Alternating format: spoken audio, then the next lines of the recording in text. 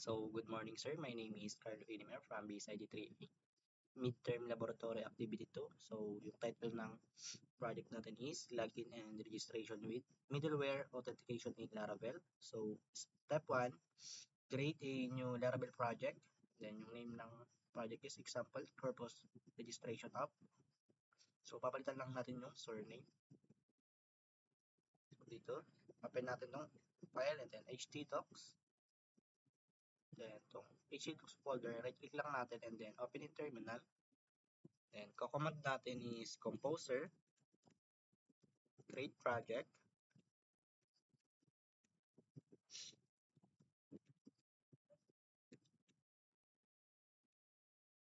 and yung name ng project natin.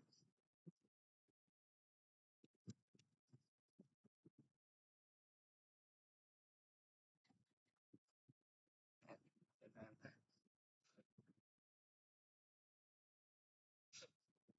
so, wait lang natin ma-install yung package. So, open na natin yung SAP habang installing siya.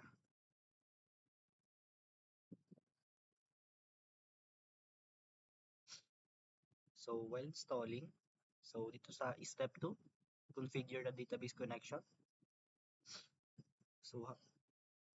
So dito is create the database manually in phpMyAdmin or MySQL. So, example dito yung purpose DB sa database team. So, username natin yung gagamitin natin. Ito lang tayo sa phpMyAdmin.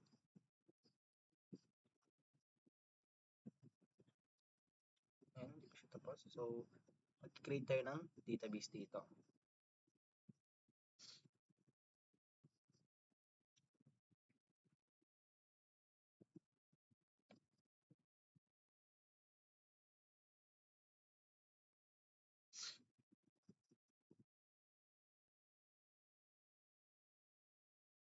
So, wait lang natin. Mahina yung signal.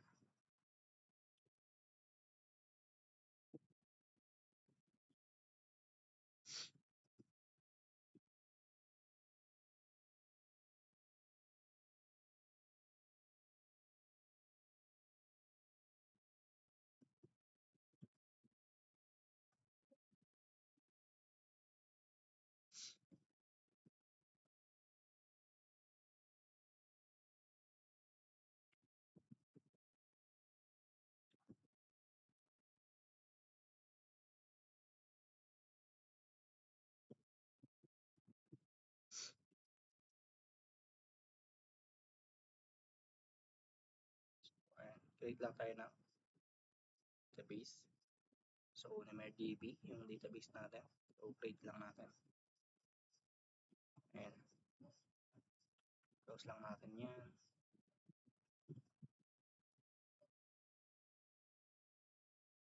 So, ayan. Installing pa lang siya.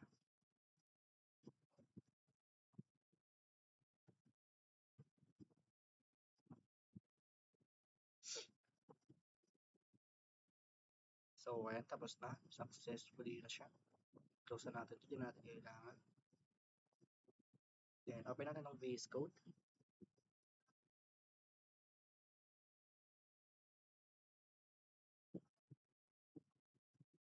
Close lang natin yan. Then, open natin yung folder na ginawa natin.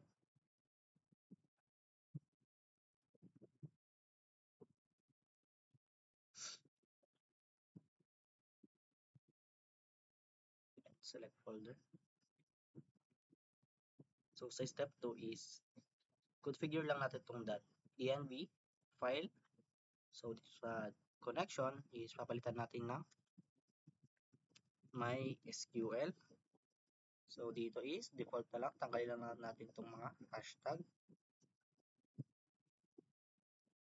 So, dito sa database is lalagay natin yung create natin database sa MySQL or phpMyAdmin. So, which is NumDB. So, step 3, create a model and migration for users. And then merong sa laman ng table is merong ID, name, email, password, and timestamps. So, punta tayo dito.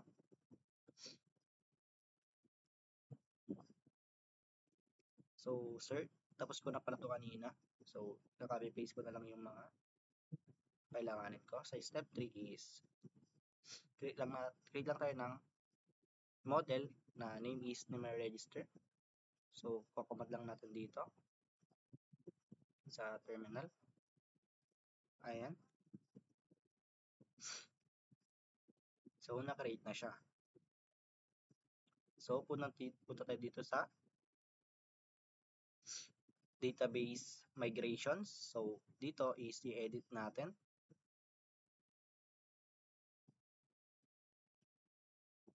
This is notepad. Copy lang natin tong name, email, and password. So, lalagay natin dito.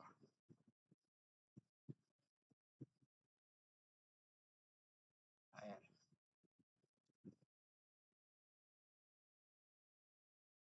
And then, i-migrate lang natin siya. Command lang natin is php artisan migrate. So, ayan. So, check natin dito sa localhost natin. Sa table, check natin. So, andito na ID, name, email, password yan. Then, timestamps.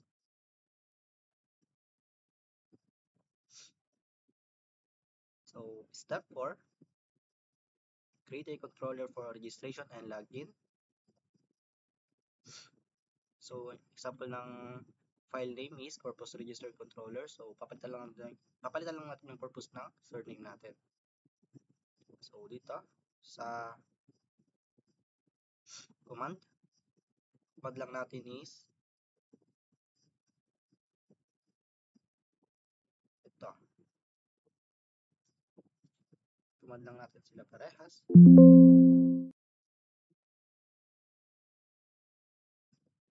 So, ayan.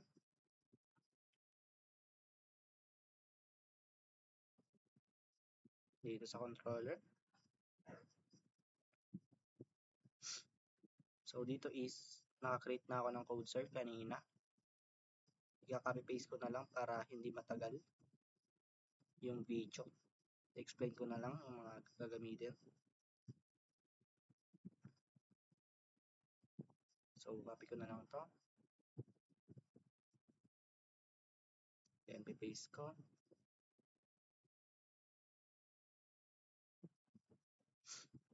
So, ayan. Ito yung code pag nag-register tayo is pag naglagay tayo ng pag pinilapan natin yung name, email, and password, and then pag click yung login is may lalabas na success, registration successful, you can now log in. So, magre-redirect siya sa may login. So, pupunta siya dito pag click mo yung button.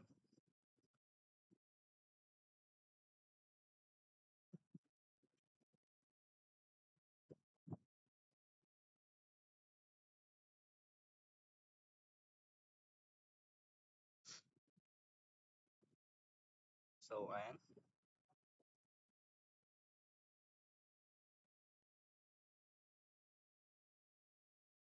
Dito naman is maglalagin tayo para pumunta sa dashboard. Magre-redirect siya sa dashboard kung mayroon tayong account na register na. Then pag nilagin is pupunta siya sa dashboard.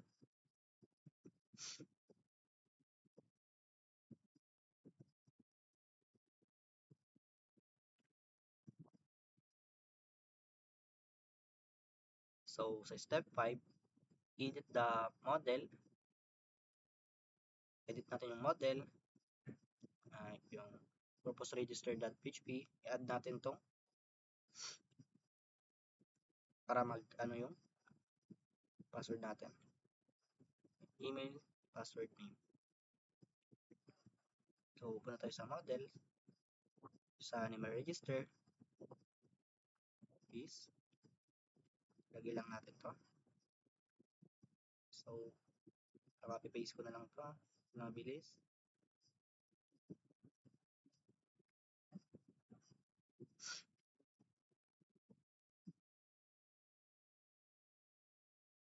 Ayan.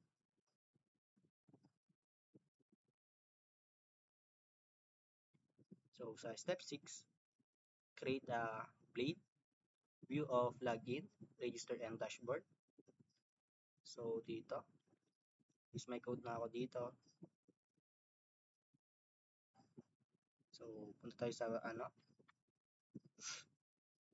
resources, and then views. So, create tayo ng file dito.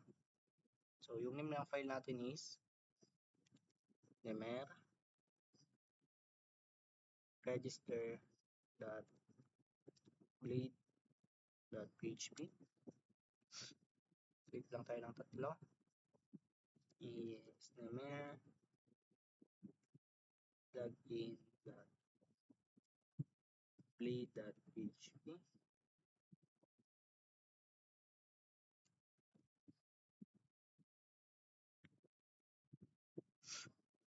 So, nemer dashboard blade.php. So, ayan. So, ito nga pala yung code ko for register. Copy paste ko na lang, sir. So, ito yung structure ng and design ng registered. Register natin. Oops. Maling file. Ito. So, ito yun.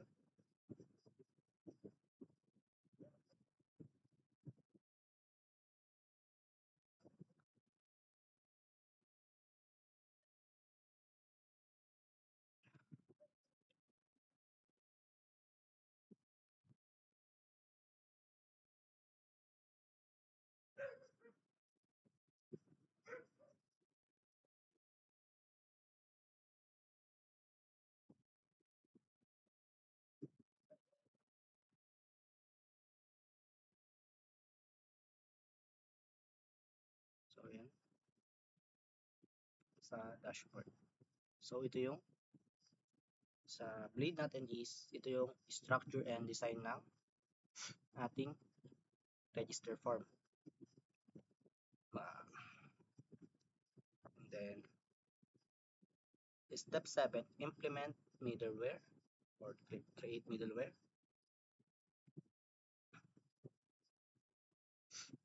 So, dito is i-command lang natin.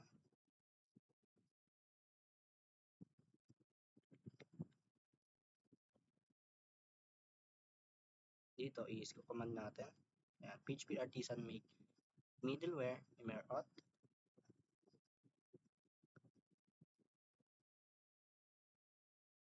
So, open natin ang HTTP. Then, middleware. And then, dito sa emerauth is i-paste lang natin to. Code natin dito.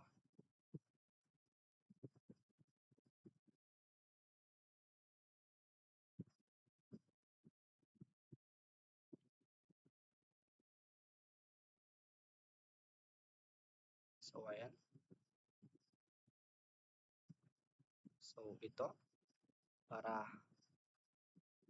makapunta tayo sa dashboard natin. So, dito sa app,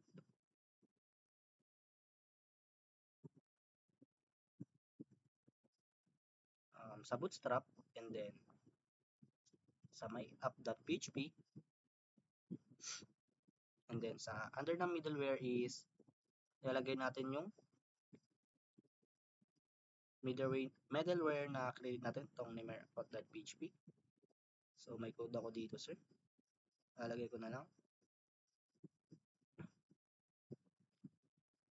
Ayan. So, ito. Para ma-access niya.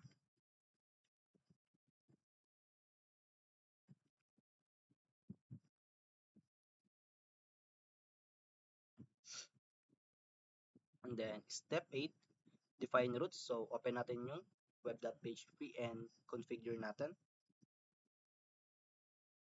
may code ako dito.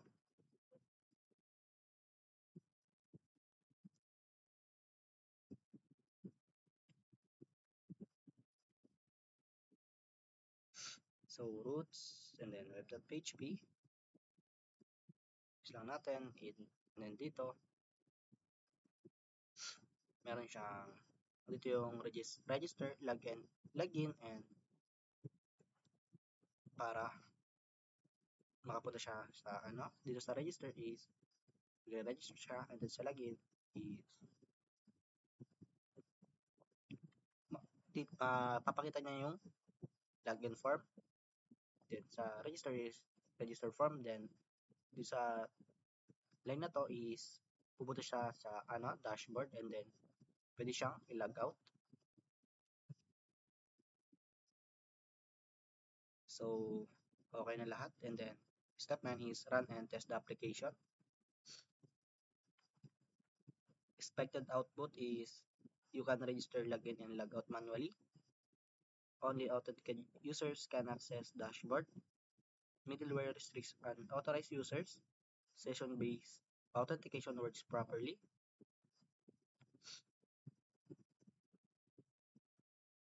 So, command natin is php artisan serve. So, open lang natin. Follow link. So, welcome back. Try natin mag-login. Ayan, try natin to. So, as you can see, hindi pa tayo nag-create ng nagre-register or nag-create. So, try natin maglagay ng password. 1, 2, 3, 4, 5.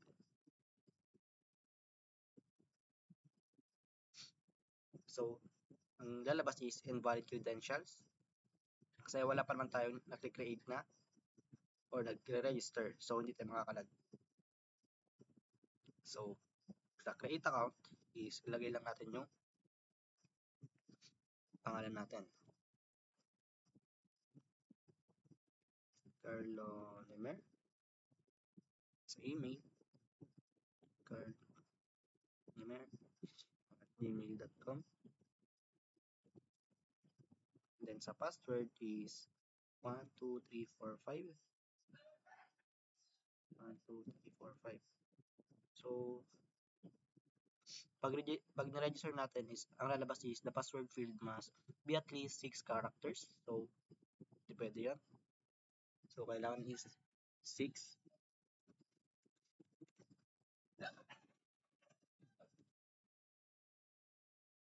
So, try natin to.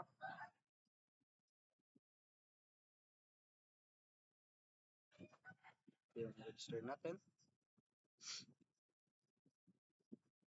So, ayan. Registration successful. You can now log in. So, refresh natin dito. Kung tignan natin kung pumasok siya sa database natin. So, ayun. Nandito na siya. And then, yung password is naka-hash. Try natin itong ilagay. Try natin mag-login at gmail.com. So, try natin imali yung password.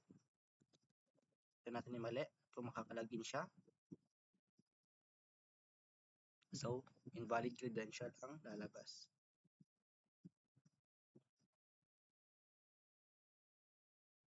So, ito yung tamang password na nilagay natin. Click na rin login. And then, ito yung dashboard. And then, welcome, Carlo Nemer. And, so, yung nilagay nating name is, ito yung mapupunta dito. Kung anong nilagay nating name is, yun yung i-welcome na. So, try natin i-log out. So, ayan. Log out successful. So, yun lang, sir. Thank you.